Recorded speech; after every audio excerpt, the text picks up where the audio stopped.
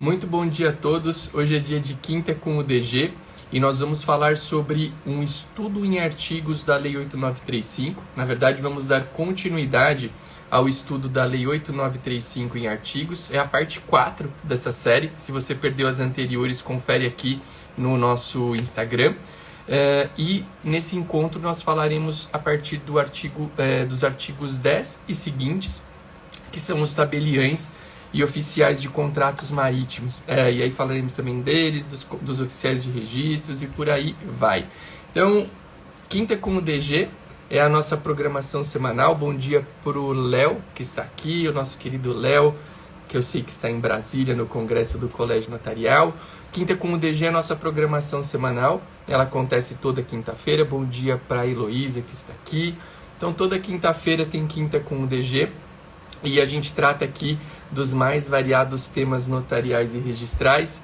Por vezes eu estou com convidados, por vezes eu estou sozinho. Hoje não tem convidado, e quando não tem convidado, tem uma possibilidade interessante aqui no nosso Quinta com o DG, que é a possibilidade de vocês que estão aí assistindo. Bom dia pro Costa, da Ana Paula Costa. É a possibilidade de vocês que estão assistindo participarem. É isso mesmo. Então, se você que está aí assistindo quiser participar do Quinta com o DG, manda aqui nos comentários um eu quero. Participar como? Ativamente aqui, tirando uma dúvida, comentando algo que a gente vai tratar aqui no nosso encontro de hoje. Então a gente tem essa possibilidade. Bom dia para Gisela aqui também. Então é muito legal se vocês quiserem essa possibilidade. Como eu disse, hoje nós vamos continuar uma série que já começou há algum tempo, que se chama A Lei 8935 em Artigos. Bom dia para a Érica também. E nessa série da Lei 8935 em Artigos, a gente vai falando um pouquinho sobre cada artigo da Lei 8935. Tá? Então, já falamos sobre o artigo 1º e os princípios, já falamos sobre fé pública, já falamos sobre o artigo 4º, que é o horário de funcionamento, já falamos sobre os artigos 5º, sobre o artigo 5º, que trata da nomenclatura de cada um dos titulares, e também aproveitamos para falar sobre os interinos designados. Já falamos sobre os artigos 6, 7, 8, 9, que envolve os tabeliães de notas.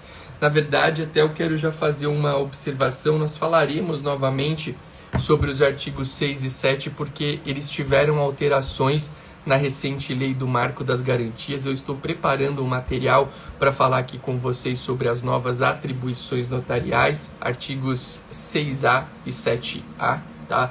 Tem arbitragem e tem tantas outras coisas aí que a gente vai poder realizar daqui para frente, e a gente voltará para falar sobre isso. Mas hoje a gente continua esse caminhar na Lei 8935, e claro que quem quiser estudar a Lei 8935, eu recomendo sempre a nossa coleção Cartórios, Teoria Geral do Direito Notarial e Registral. Eu quero saber quem aqui já comprou a coleção Cartórios, Teoria Geral do Direito Notarial e Registral. Se você ainda não comprou, você está perdendo, porque esse livro está incrível e ele tem muito conteúdo sobre a Lei 8935. Tá? Se você, inclusive, quiser adquirir, me manda um direct, porque a gente tem um cupom de desconto da editora para você ter a oportunidade de estudar com esse livro aqui, que é um livro bem bacana e que provavelmente vai mudar a tua visão da Lei 8935. Tá? Um livro bem legal. A Beatriz falou que quer adquirir. Beatriz, manda para mim um direct, por favor, quando terminar nosso encontro, que eu vou mandar para você o link e o cupom de desconto da editora. Tá? O livro é muito bom, humildemente. Lucas e eu, Lucas é meu irmão, meu substituto no cartório, nós trabalhamos na escrita desse livro por alguns anos, e aqui está o fruto dele, o fruto desse trabalho. Claro que esse livro passará por atualizações constantes, mas essa versão está muito boa e eu recomendo que vocês adquiram, tá? Vamos lá, vamos então falar sobre a Lei 8935, continuando do local em que havíamos parado. Se você está aqui me assistindo e quer ajudar no nosso encontro, eu te peço para compartilhar. Bom dia para a Micaele, que está aqui. Eu peço para você compartilhar a nossa live. Como é que você compartilha? Ao lado da caixa de comentários tem um símbolo de um aviãozinho. Você clica lá e manda a live para os teus contatos que tenham interesse na atividade notarial e registral.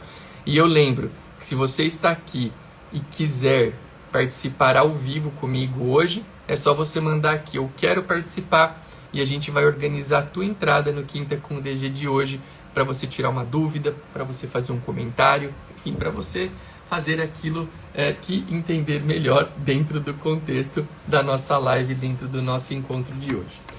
O artigo 10º, pessoal, da Lei 8935, então a gente parou, nós estamos na parte 4 do estudo da Lei 8935, e a gente parou no terceiro encontro, no estudo do artigo 9º, que falava sobre a livre escolha do tabelião de notas. Se você não assistiu os 3 primeiros encontros, eles estão gravados aqui no nosso Instagram. É só você ir lá, depois que terminar aqui esse nosso episódio de hoje, e assistir, tá? Tem ali nos Reels, eles ficam salvos, e a gente tem uma série que se chama Quinta como DG. Você vai lá, assiste e depois recupera o conteúdo eventualmente perdido. Então a gente volta hoje o estudo da Lei 8935 a partir do artigo 10, né, que fala dos tabeliães e oficiais de registros de contratos marítimos. E aqui no artigo 10, claro que a gente não vai ficar entrando num detalhe profundo de cada uma das especialidades. A gente tem, ao longo dos incisos do artigo 10, todas as competências dos tabeliães e oficiais de registros de contratos marítimos. Por exemplo, aqui no inciso 1º, nós temos lavrar os atos, contratos e instrumentos relativos a transações de embarcações a que as partes devam ou queiram dar forma legal de escritura pública. E também a gente tem aqui um outro exemplo, registrar os documentos da mesma natureza. Então é interessante que quando a gente pensa em oficial e registrador de contrato marítimo, essa é a única especialidade. Se você for abrir o artigo 5º da Lei 8935, você vai notar que a única especialidade que tem essa dupla nomenclatura para o profissional, tabelião e oficial de registro, são esses caras aqui que trabalham com os contratos marítimos. Por quê? Se você é tabelião, normalmente, quando você olha a terminologia que está lá na 8935, você ou é tabelião de notas e tabelião de protestos, ou você é oficial de registros, e aí você tem as especialidades: registro civil das pessoas naturais, registro civil das pessoas jurídicas, registro de títulos e documentos e registros de imóveis. Quando a gente pensa no ambiente dos contratos marítimos, bom dia aqui para Luziane, que é a nossa querida seguidora, aluna, está sempre por aqui. Mandem bom dia, mandem de onde falam, é sempre bom a gente interagir aqui no nosso chat. Então, quando a gente pensa no ambiente do contrato marítimo, a gente tem sempre uma dupla nomenclatura para o profissional, que é o tabelião e o oficial de registro. Isso não acontece em nenhum outro lugar. Aqui no livro, na coleção Cartórios, bom dia pro Gégal Montalvão, dá para ver todo mundo. Aqui na coleção Cartórios, a gente até faz uma abertura que eu acho bem legal ao nosso livro aqui para vocês verem. A gente coloca aqui: os tabeliães e oficiais de contratos marítimos, apesar de previstos expressamente na Lei Federal 8935, são matéria raríssima na doutrina notarial e registral. No pouco conteúdo localizado, nota-se muito mais dúvidas do que certezas. E aí aqui a gente até fala que as dúvidas existem inclusive quanto ao número dessas serventias no Brasil, né? Porque tem gente que fala que tem um número, outras pessoas que é um outro número. Então, lendo aqui na coleção Cartórios, vocês irão notar que a gente tem aí uma confusão até quanto ao próprio volume de existência desses cartórios. Mas fato é que eles têm essas competências definidas no artigo 10 e que quando a gente pensa em contratos marítimos, o grande ponto de discussão é estudar quais são as competências desses tabeliães e oficiais de registro de contratos marítimos e também do Tribunal Marítimo, que é um órgão que regula a atividade. Tá? Bom dia para o Frank Wendel Chossani. Frank, que tem um livro muito legal, sobre emolumentos e que estará conosco aqui em breve no Quinta com o DG. Então, pensando aqui nos tabeliões oficiais de contratos marítimos, é importante que a gente defina qual é a competência de atuação desses profissionais e qual é a competência de atuação do Tribunal Marítimo. Tá? E aqui, claro que existem julgados e atuações em torno disso, e todos eles estão externados aqui na nossa coleção Cartórios. Sobre oficiais e tabeliões de contrato marítimo, um abraço para o Américo lá de Fortaleza, grande abraço aí para o Américo. Quero deixar um bom dia especial para o Renan também, o Renan que está aqui, talvez não muito feliz com o resultado do time dele, né? Bom dia para o Renan, que é o meu personal, treinamos aqui bastante para ficar com a saúde em dia, um abração para ele. Tabeliões oficiais de registros de contratos marítimos, o que a gente pode dizer então, nessa breve análise que a gente faz aqui nos encontros? Previsões de as competências previstas no artigo 10 da Lei 8935. O grande ponto de discussão é a atuação deles em paralelo aí com os tribunais marítimos e quais são as competências de cada um, tanto dos tabeliães como dos tribunais marítimos. E eu chamo a atenção, eu destaco que dentro desse ambiente de atuação é interessante o fato de que eles têm funções tanto tabelioas como registrais, né? Tanto que são os únicos profissionais que recebem essa dupla nomenclatura, tabelião e oficial de registro. E olhando as competências, a gente de fato observa que há competências que têm um viés, uma raiz notarial, ao mesmo tempo em que você tem competências e atribuições com um viés registral. Exemplo de competência notarial. Inciso 3, reconhecer firmas em documentos destinados a fins de direito marítimo. Competência registral, registrar documentos da mesma natureza. Então, são dois pontos que eu chamo a atenção para esses raríssimos profissionais. A gente tem uma escassez de doutrina de fato, e por conta disso não tem tanto assunto. Por isso a gente já pula de imediato do artigo 10 para o artigo 11, que é um artigo que talvez permita a gente falar um pouquinho mais, porque o artigo 11 é o artigo que fala sobre os tabeliões de protesto. Então, artigo 11, se você abrir o artigo 11 da Lei 8935, você vai notar ali todas as competências privativas do tabelião de protesto. Dentre elas, a gente poderia citar aqui o protocolo de documentos, a intimação de devedores para pagamento, o recebimento de pagamentos de títulos protocolizados, a expedição de certidões. São alguns exemplos de atos que o tabelião de protesto pode praticar. E o tabelião de protesto, na verdade, ele tem, além do artigo 11, um artigo que pode ter uma atribuição, um link com ele, é o artigo 13, que fala da distribuição, a distribuição quantitativa e qualitativa. Tá? Então vamos lá, o que a gente pode falar sobre tabelião de protestos, que tem a previsão aqui no artigo 11, né? O primeiro ponto importante é que hoje, apesar de a gente ter o tabelião de protesto, apesar do tabelião de protestos ter uma previsão expressa no artigo 11,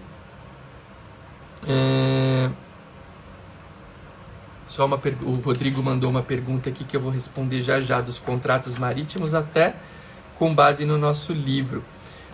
Mas só para encerrar o raciocínio aqui do tabelião de protestos, né, a gente tem a possibilidade apesar de ter um regramento ali no artigo 11 da Lei 8935, os tabeliões de protesto já possuem uma lei própria a longa data, que é a Lei 9492 de 1997. Então, se você quer estudar com maior profundidade o tabelião de protestos, a gente tem a possibilidade de fazer esse estudo com base na 9492. E a Lei 9492 tem um artigo que é o artigo 1º, e esse artigo 1º ele dá uma noção, um conceito legal de protesto que eu acho muito bom. O artigo 1º fala o seguinte, fala mais, eu não estou lendo aqui o artigo 1º, eu só estou com a Lei 8935 na mão, mas o artigo 1º fala mais ou menos o seguinte, que o protesto é o ato formal e solene por meio do qual se prova a inadimplência oriunda em títulos de crédito e outros documentos de dívida. Então, protesto, legal, apesar do protesto ser visto por muitas pessoas como uma cobrança, ele é uma publicidade. Então, a primeira informação importante que o artigo 1º da Lei 9492 dá pra gente é que o protesto é uma publicidade. Uma publicidade que não é uma publicidade de qualquer documento. Ela é uma publicidade que tem a origem em um título de crédito ou outro documento de dívida. E aqui a gente tem uma segunda informação importante do artigo 1º da Lei 9492. Então, primeira informação importante, o protesto é publicidade. A segunda informação importante, o protesto é uma publicidade que tem origem em título de crédito ou em outro documento de dívida. Título de crédito todo mundo conhece, é cheque, é nota promissória, é letra de câmbio, é duplicata. Hoje, possivelmente, o título de crédito mais utilizado é a duplicata, dentro do contexto do protesto. As instituições bancárias mandam muita duplicata para protesto. Cuidado, tá? Boleto bancário não é título de crédito, boleto bancário não é outro documento de dívida e, portanto, boleto bancário não pode ser protestado. Tem muita gente que fala que boleto pode ser protestado. Na verdade, quando a gente fala em boleto ser protestado, o documento, o título de crédito que efetivamente está sendo protestado é a duplicata. Porque a duplicata, o layout que ela é encaminhada para protesto, é um layout muito parecido com o layout de um boleto. E aí as pessoas se confundem e acham que o boleto pode ser protestado, mas boleto não é título de crédito e boleto não é outro documento de dívida. Exemplos de outros documentos de dívida: todos aqueles documentos que tenham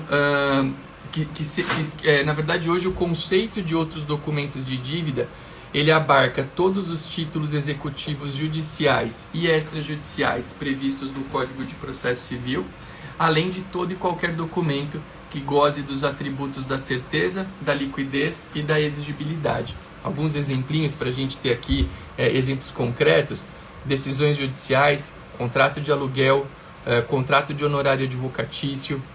São alguns exemplos aí que a gente poderia citar de outros documentos de dívida passíveis de protesto. A 9492 também prevê a possibilidade expressa do protesto das certidões de dívida ativa, das CDAs, que é algo muito importante para o poder público.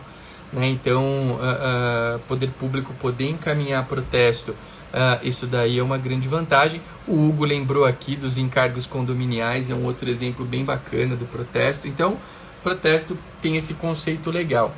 Agora, eu disse para vocês que o protesto é uma publicidade e não uma cobrança.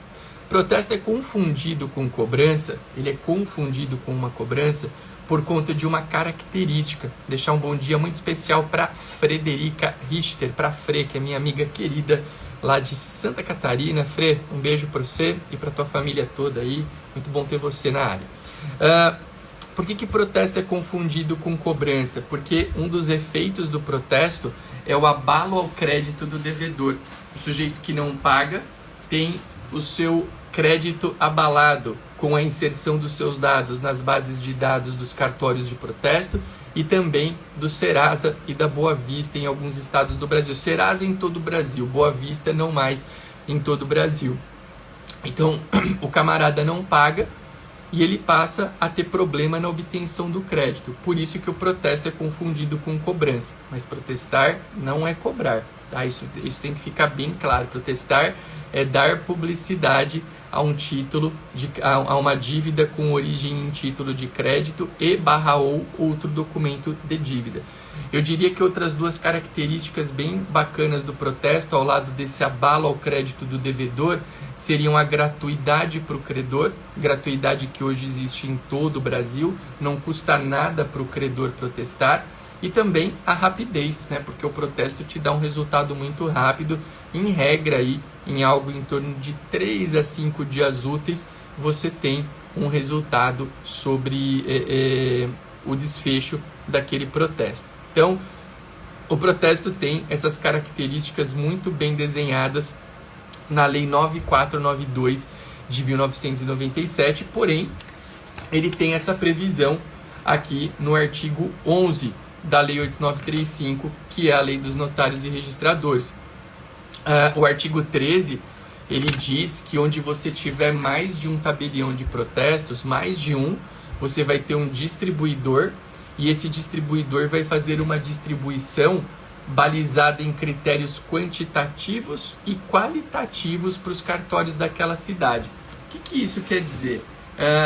Não basta distribuir, um exemplo, você tem lá um quadro de 200 documentos e títulos de crédito para serem protestados num determinado dia.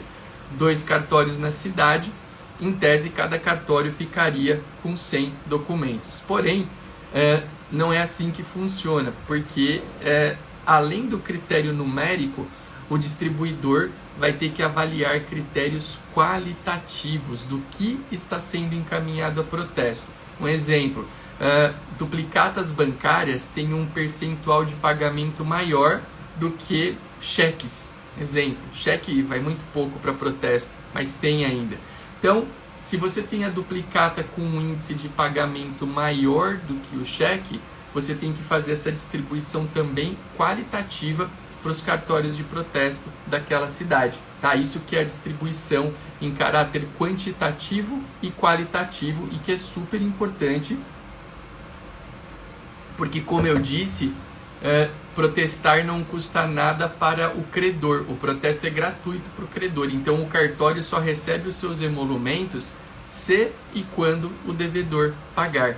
Por isso que é importante a gente ter o critério qualitativo e quantitativo. A Deia Graneiro diz que os emolumentos são calculados de acordo com os valores dos títulos e por tal razão seria injusto dividir só a quantidade. Exatamente, por isso que a gente tem que pensar em quantidade versus qualidade.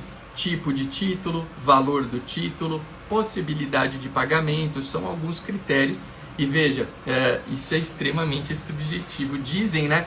Eu nunca trabalhei, até se tiver alguém aqui que trabalha em cartório de protesto e que tenha um distribuidor na sua cidade, pode até entrar. Eu lembro que hoje, como Quinta com o DG é solo, né? É somente comigo. Se alguém quiser entrar ao vivo aqui, pode entrar para falar, para contar um caso, para contar uma história, para tirar uma dúvida. Se alguém tiver essa vontade, pode fazer. É só falar eu quero participar.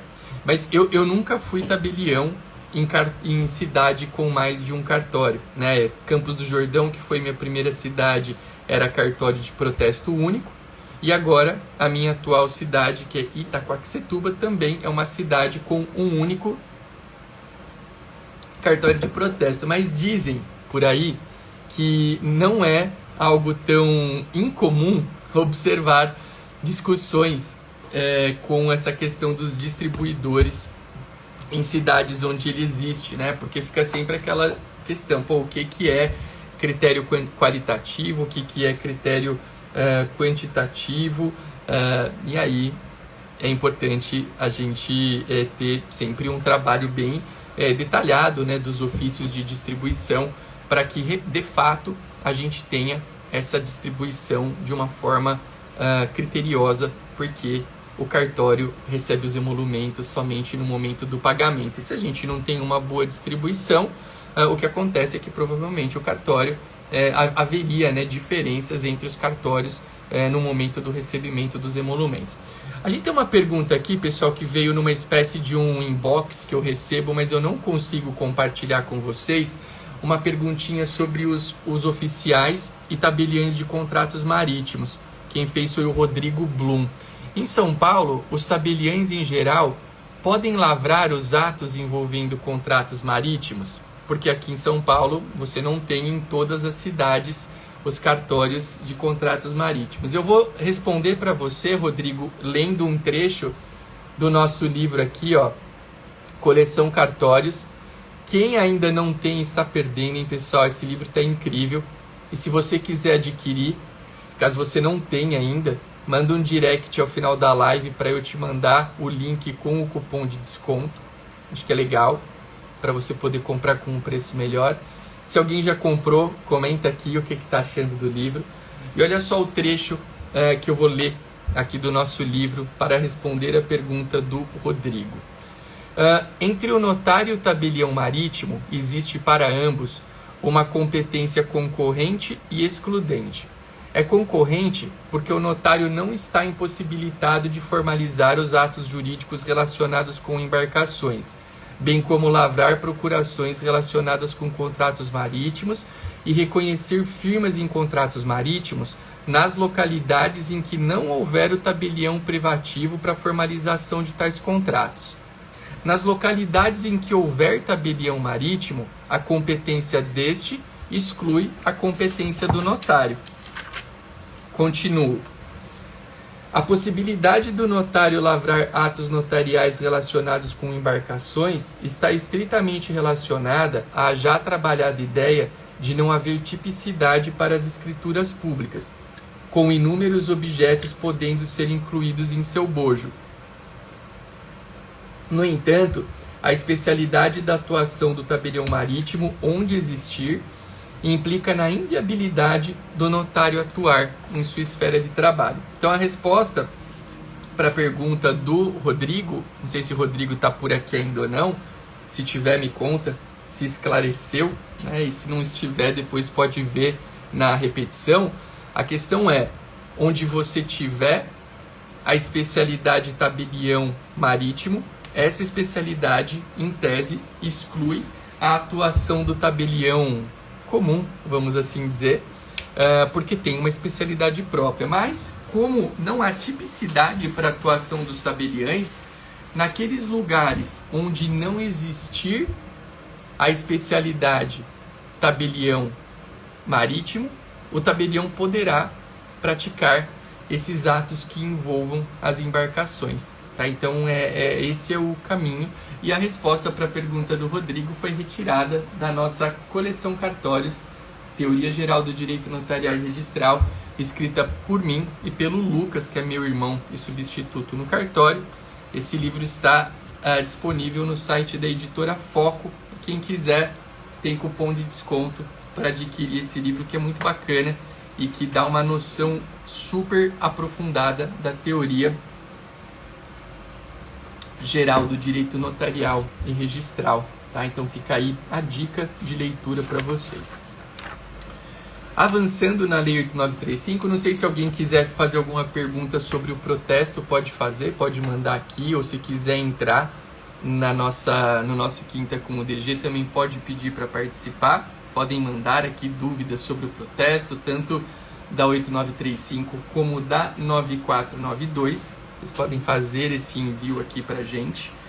Mas eu vou avançar aqui dentro do nosso caminhar na Lei 8935 para falar sobre um outro artigo que envolve, né, as competências dos profissionais que atuam aqui dentro do extrajudicial. Nós falamos sobre tabeliães de notas, sobre tabeliães de protesto, sobre tabeliães e oficiais de contratos marítimos. E agora chegou a vez de falar dos oficiais de registro na visão da Lei 8935, né, pessoal? Eu acho que o Frank aqui fez um comentário. Acho interessante que a lei de protesto fala em distribuição quantitativa e qualitativa, e as normas de serviço de São Paulo usam o termo equitativa. Legal, é uma observação bacana, mas acho que a base, essa questão da distribuição, né, Frank, me parece que independentemente da terminologia, e eu acho legal você trazer essa riqueza de detalhes aqui pra gente, eu acho que independentemente da terminologia, o resultado final que a gente quer é o quê? É que eu tenha uma distribuição que seja igualitária de forma numérica, mas também na qualidade. Na verdade, essa questão da qualidade do título e do documento de dívida, ela é razoavelmente subjetiva, né? Porque eu pressuponho que haja uma qualidade maior em um determinado documento. Mas a bem da verdade, essa qualidade real do título ou do documento, ela vai ser determinada por um fator que é alheio à vontade do distribuidor. E qual é esse fator? O devedor resolver pagar. Porque eu posso ter, em tese, incontáveis títulos que sejam potencialmente bons, porém, se esses títulos não forem pagos, aquela potencial qualidade, ela se perde. Né? Então, eu acho que a ideia sempre qual é? É ter uma distribuição que atenda uma distribuição, claro, numérica, né? Dentro daquele volume de títulos que vai ser encaminhado para o cartório, mas que ao mesmo tempo nos dê uma potencial qualidade diferenciada para cada um dos documentos que o cartório de protesto vai receber. E aí, claro, a gente já tem esses critérios. O potencial pagamento de uma duplicata bancária é muito maior do que o potencial pagamento de um cheque, ou de uma letra de câmbio, ou até mesmo de uma certidão de dívida ativa. Então, para a galera às vezes que não trabalha no dia a dia, pode não vislumbrar isso, mas o título bancário, ele é aquele título que todo o tabelião de protesto quer receber, porque o potencial de pagamento é muito maior. Diferente, por exemplo, de um cheque, ou até mesmo de uma CDA, onde você tem um percentual, um índice de pagamento menor. E por isso que a gente tem que ter uma distribuição, em tese pelo menos, né? Uma distribuição que seja qualitativa e quantitativa, bem distribuída, né? De forma qualitativa e quantitativa, para que todos os tabeliães daquela cidade tenham a chance de receber emolumentos em uma proporção razoavelmente semelhante. Agora, idêntico vai ser bem difícil. Mas a ideia é buscar o mais próximo possível esse recebimento próximo, né, dos cartórios da cidade. Artigo 2. Temos aqui mais um comentário, ideia graneiro, porém em termos de recebimento de emolumentos visando o lucro do tabelião será no ato do cancelamento. Mas aí... Então, de fato, se a gente for entrar nesses critérios, a gente vai passar o dia aqui discutindo qual que é a melhor fórmula, porque efetivamente o fato de haver um protesto não quer dizer que o tabelião não vai ganhar, porque ele pode ganhar os seus emolumentos no cancelamento, que é a baixa, entre aspas, do protesto. E no cancelamento, por exemplo, aqui no estado de São Paulo, os emolumentos do cancelamento, eles acrescem 50% no valor do protesto. Então, em tese, você ter um volume razoável aí de protestos é interessante, porque no ato do cancelamento você recebe os emolumentos mais 50%. Mas aí, de fato, a gente vai entrar num viés que a gente vai ficar fazendo conta matemática de cada realidade, e o foco aqui é só dar, na verdade, essa ideia de como a distribuição tem que ser feita. Acho que a gente conseguiu fazer. Artigo 12. Aos oficiais de registro de imóveis, de títulos e documentos e civis das pessoas jurídicas, civis das pessoas naturais e de interdições e tutelas, compete a prática dos atos relacionados na legislação pertinente aos registros públicos, de que são incumbidos, independentemente de prévia distribuição, mais sujeitos os oficiais de registros de imóveis e civis das pessoas naturais às normas que definirem as circunscrições geográficas. Então, o artigo 12 traz aqui para a gente a previsão da Lei 8935 dos oficiais de registro, que são 4. Os registradores civis das pessoas naturais, os registradores civis das pessoas jurídicas, os registradores de títulos e documentos, e número 4, os registradores de imóveis. Tá? Qual que é a lei? Eu falei, por exemplo, que a Lei 9492 é uma lei super importante para quem quer estudar o tabelião de protestos. Qual é a lei que é extremamente importante para você que quer estudar os registradores, na mesma proporção de importância da 9492 para o protesto? É a Lei 6.015 de 1973, a famosa Lei dos Registros Públicos. Lá são encontradas incontáveis previsões sobre todos os oficiais de registro. né? Oficiais de registro civis das pessoas naturais, os oficiais de registro, tanto pessoas naturais e pessoas jurídicas, oficiais de registro de títulos e documentos, oficiais de registro de imóveis. O que esses 4 profissionais têm em comum, né? Algo além, claro, das previsões relevantes na Lei 6.015 de 73. Todos eles têm como uma marca de atuação a territorialidade, né? A gente falou em tabelião de notas com livre escolha, mas quando a gente pensa aqui nos oficiais de registro, de uma maneira ou de outra, eu sempre tenho a territorialidade como marca, tá? Isso é bem interessante. Oficiais de registro civis das pessoas naturais são os ofícios da cidadania, são aqueles cartórios presentes em momentos extremamente importantes na vida de um cidadão: nascimento, casamento, óbito, registro de união estável. Tudo isso é importante na história de uma pessoa, e aí eu tenho a participação dos registradores civis. Os registradores civis têm incontáveis atos que praticam, que tem como marca a gratuidade. A maioria desses atos que são gratuitos tem reembolso.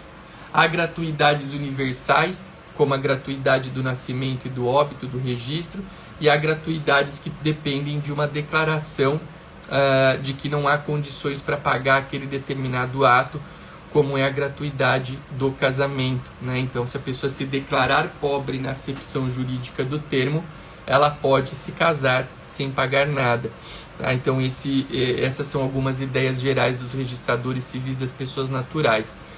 Os registradores civis das pessoas jurídicas basicamente têm como competência principal o registro das sociedades simples, né? Não, eu ouço ainda atualmente algumas pessoas falando em registros da sociedade civil. Sociedade civil mudou, né, o nome ali há alguns anos com o nosso Código Civil. Então hoje a gente fala em registro das sociedades simples para os registradores civis das pessoas jurídicas. Registradores de títulos e documentos, eles têm dentre as principais competências os registros de certos documentos. Inclusive eles foram abordados aí na atual lei dos marcos, a nova lei de marco de garantias. E também uma atribuição super relevante dos registradores de títulos e documentos é a notificação extrajudicial, que é uma forma de comunicação de determinada, no sentido de dar cumprimento a certas obrigações com um poder legal muito grande. Essa é a notificação extrajudicial, que é competência dos registradores de títulos e documentos. E aí, a gente tem também, ao lado desses 3 profissionais, os registradores de imóveis, cujo principal, possivelmente a principal atribuição é regulamentar, consumar e criar um sistema que nos permite identificar com facilidade quem é o proprietário de um bem imóvel.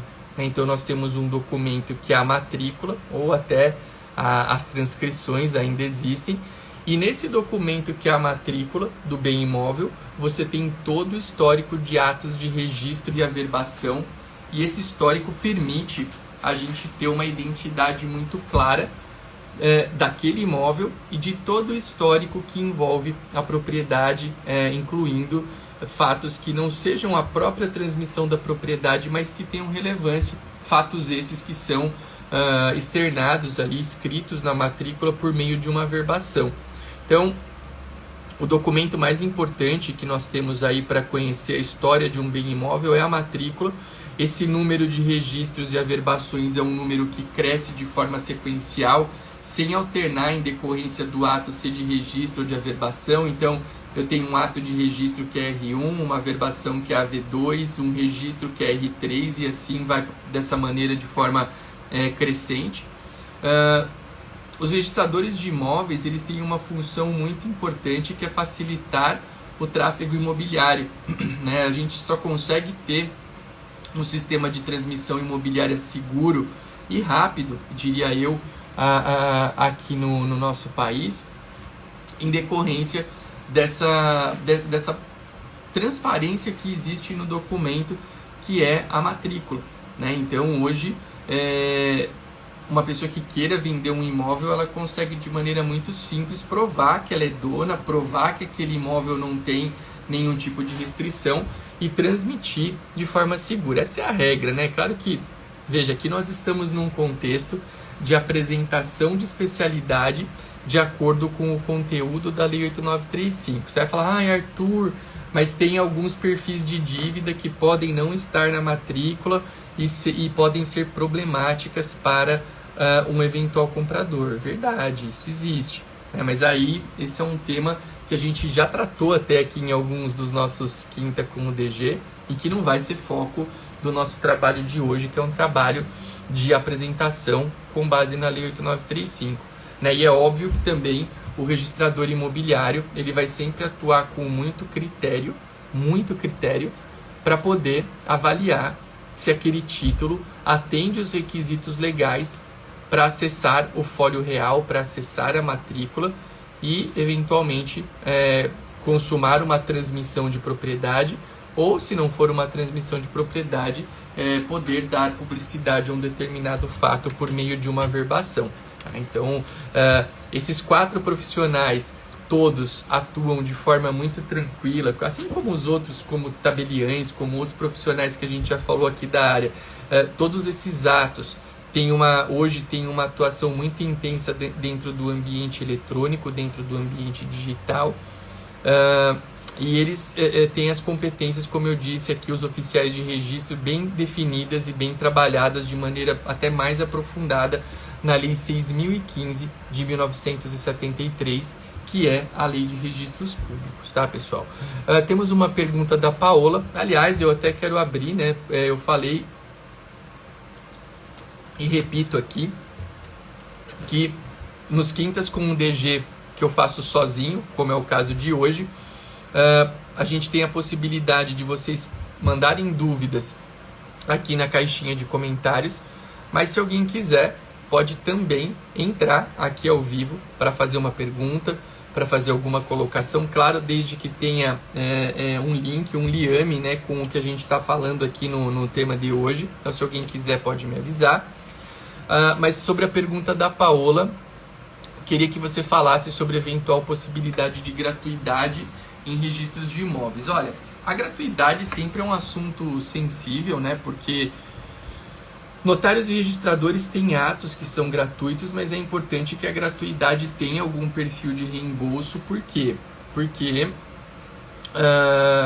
nós trabalhamos numa estrutura fortemente empresarial. Então, toda vez que eu tenho um ato gratuito que não é reembolsado, eu tenho que sustentar uma estrutura, e essa estrutura, ela, se não tem um retorno financeiro, ela passa a ter uma chance de sustento talvez não tão efetiva como se houvesse o pagamento.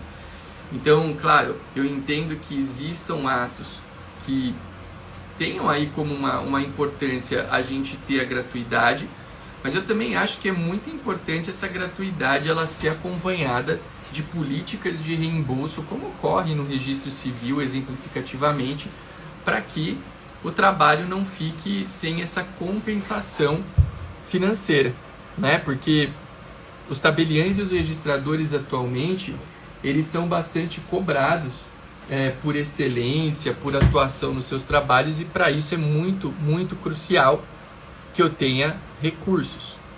Então, acho que tem que ter sim gratuidade para determinados atos, mas eu acho que sempre a gente tem que ter uma política de reembolso muito bem definida. Quando a gente fala em reembolso, em gratuidade na atividade notarial e registral, deixar um abraço para o Dr. Erivelto aqui, quando a gente fala em gratuidade na atividade notarial e registral, acho que a base para concessão ou não tem que sempre estar estruturada ali no artigo 98 do Código de Processo Civil, que fala que você pode sim ter a prática de atos notariais e registrais de forma gratuita, desde que haja um comando expresso oriundo na gratuidade concedida ali naquele processo que ensejou a ordem. Então tem que haver um comando expresso do juízo para a prática do ato sem qualquer tipo de custos.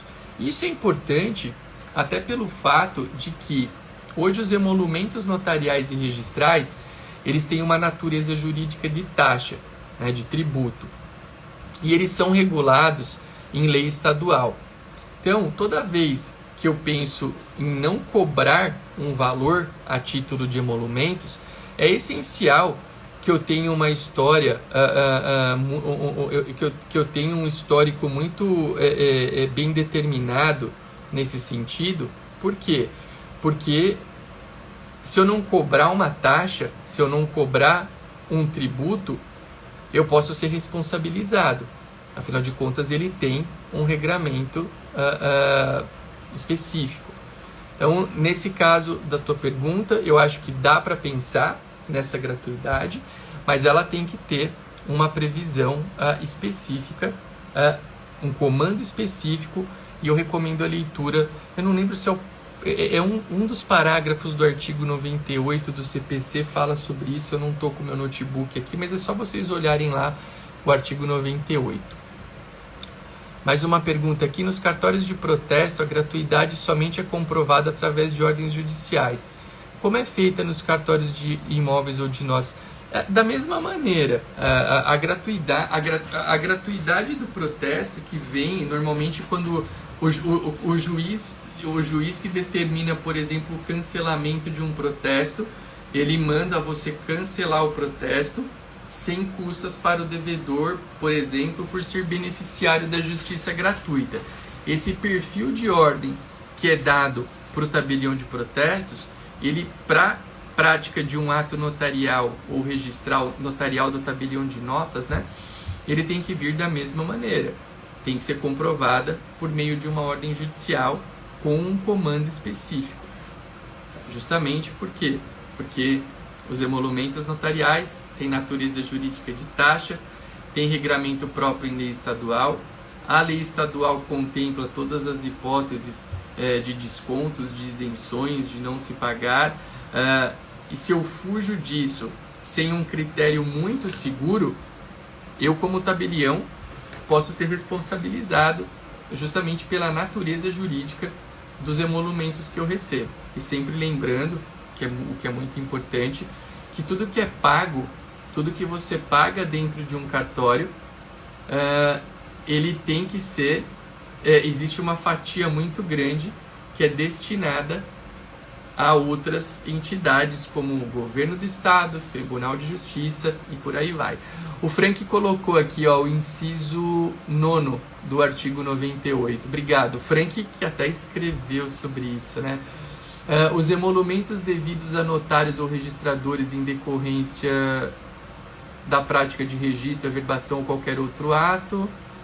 Eu acho que aqui não entrou todo o conteúdo do inciso, porque há um limite de caracteres nos comentários.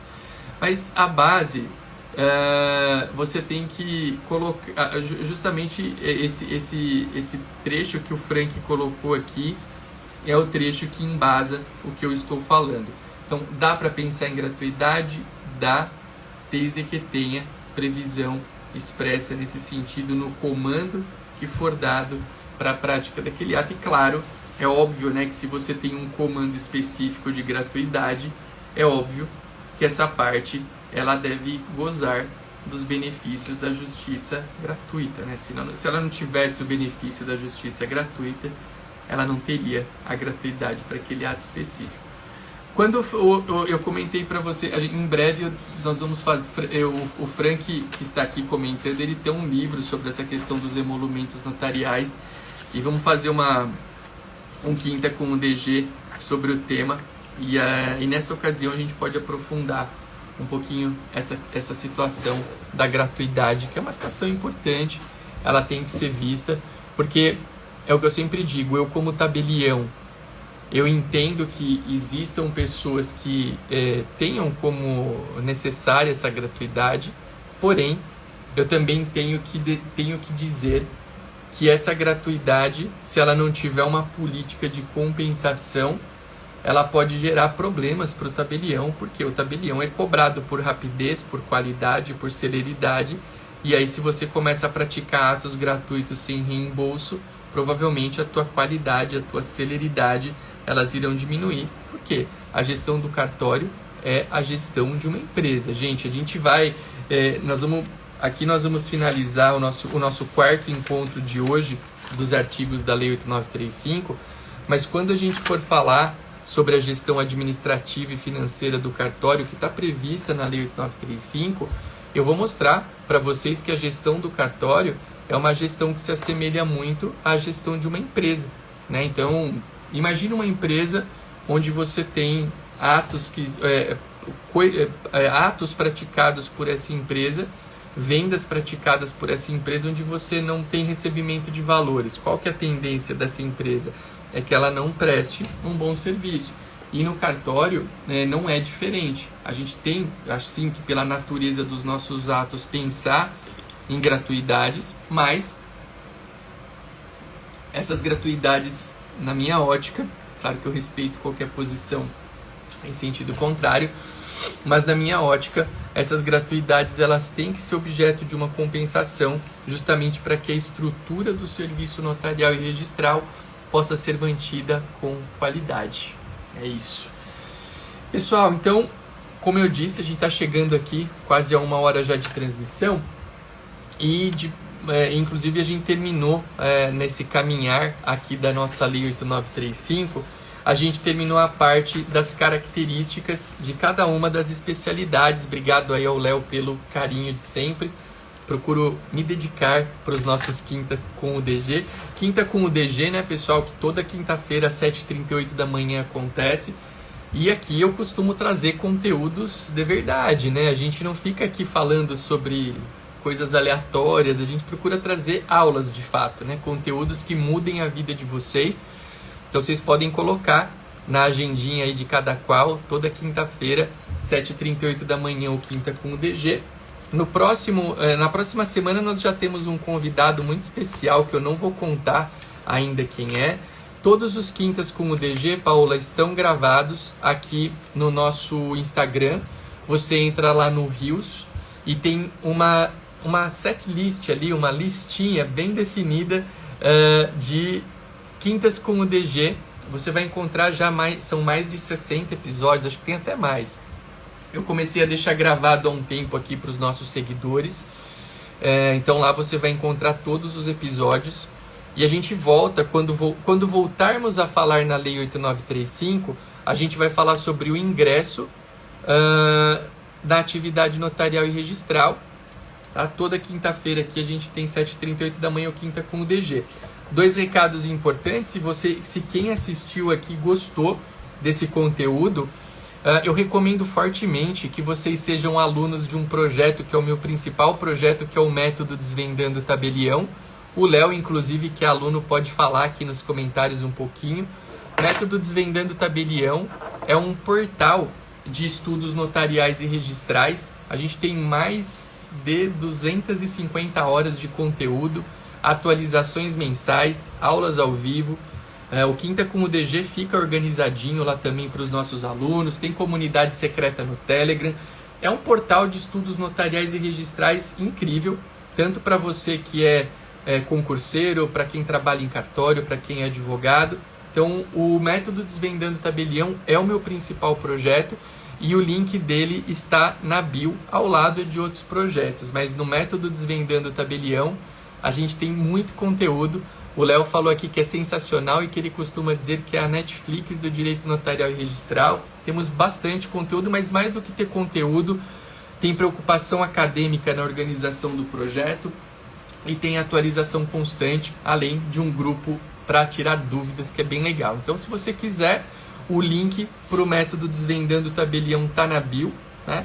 E se você gosta de estudar o direito notarial e registral, eu recomendo aqui o nosso livro Coleção Cartórios, Teoria Geral do Direito Notarial e Registral. O link dele também está na bio. E se você quiser adquirir esse livro, que está bem completo, bem interessante, você pode me pedir um cupom de desconto por direct, porque nós temos um cupom de desconto da editora. Livro bem interessante também para você turbinar aí os seus estudos notariais e registrais. Foi muito bom ter cada um de vocês aqui no nosso Quinta com o DG. Na semana que vem nós temos um convidado especial, então anotem aí na agenda, quinta com o DG da semana que vem, que é dia 16 de novembro, pós-feriado. Teremos um convidado especial aqui para continuar os nossos estudos e desenvolver cada vez mais o direito notarial e registral. Toda a minha gratidão a cada um de vocês e uma excelente quinta-feira. Obrigado!